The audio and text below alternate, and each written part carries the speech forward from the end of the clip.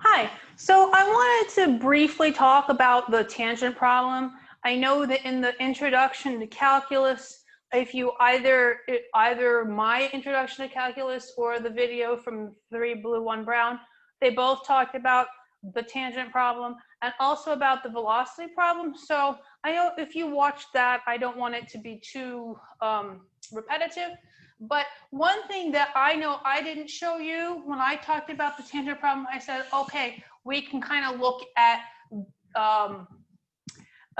we can look at an applet that shows this kind of visually, and then I didn't actually show you that, which I realized later. So let me do that here. I'm trying to make a line that's straight. So the idea behind the tangent problem, right, is I've got some function f of x, and I've got some point. We'll call it p. And what I'm looking for, actually I was called point p. We'll give this point some name at x equals c, say. And what I'm looking for is the equation of the tangent line,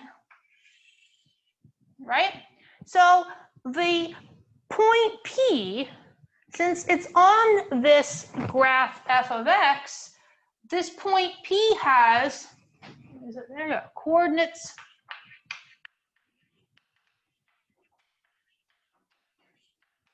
of P are, of course, C and f of C. So I know a point on the line. The problem is I don't know the slope, right? Because if I had the slope, then I could write down the equation of this line. But I only know one thing about the line is that it goes through point P. And the other thing about the line is that it touches this curve f of x.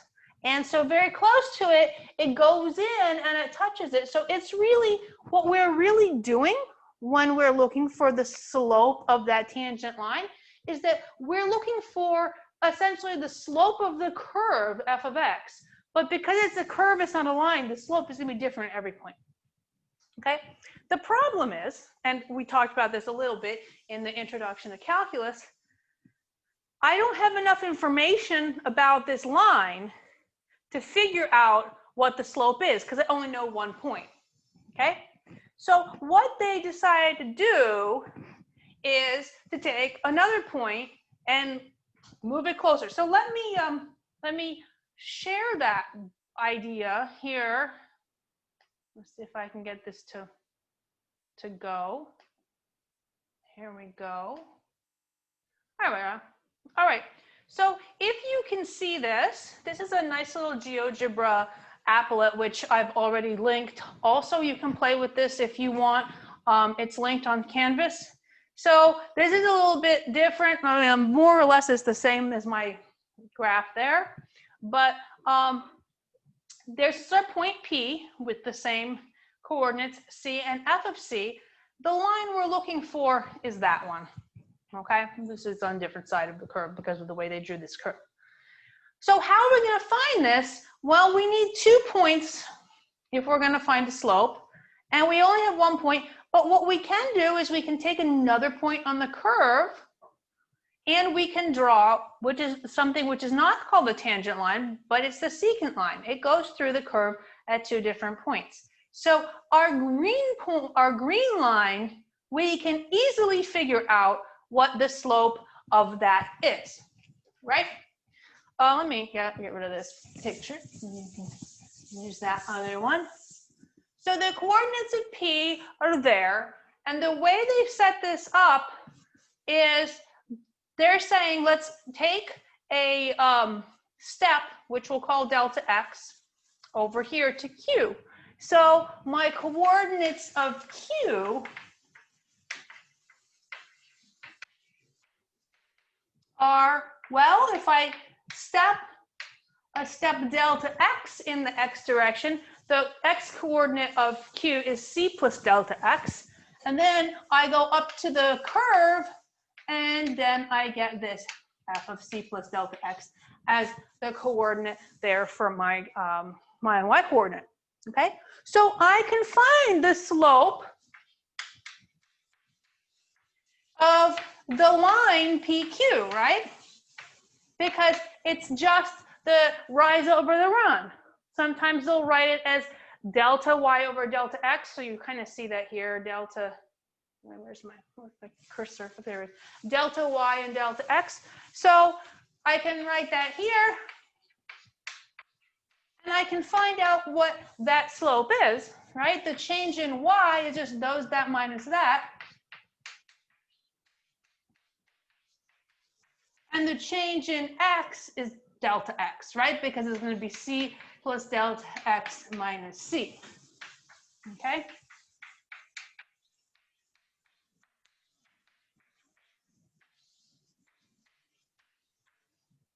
If you like, I'm using delta x because he uses it on this little applet that we're looking at.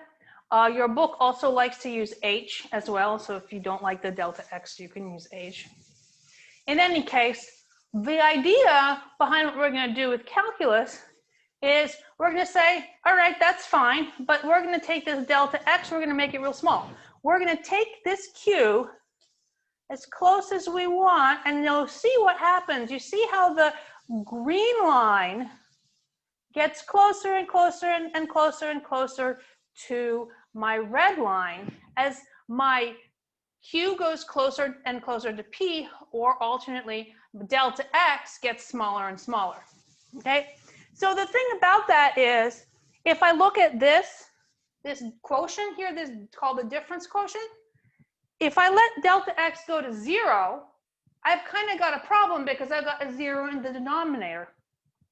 On the other hand, if delta x goes to 0 up here, I've also got a 0 in the numerator. So what I'm looking for is if this guy goes to 0, what I end up with this, I end up with something that's 0 over 0.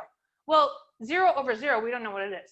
So what we're going to do this week is kind of talk about heuristically, what does this mean when I'm saying, okay, take this, go to 0, this goes to wherever. That's the concept of a limit, okay? We're looking at the function, a function. In other words, in this particular thing, my function is this whole difference quotient.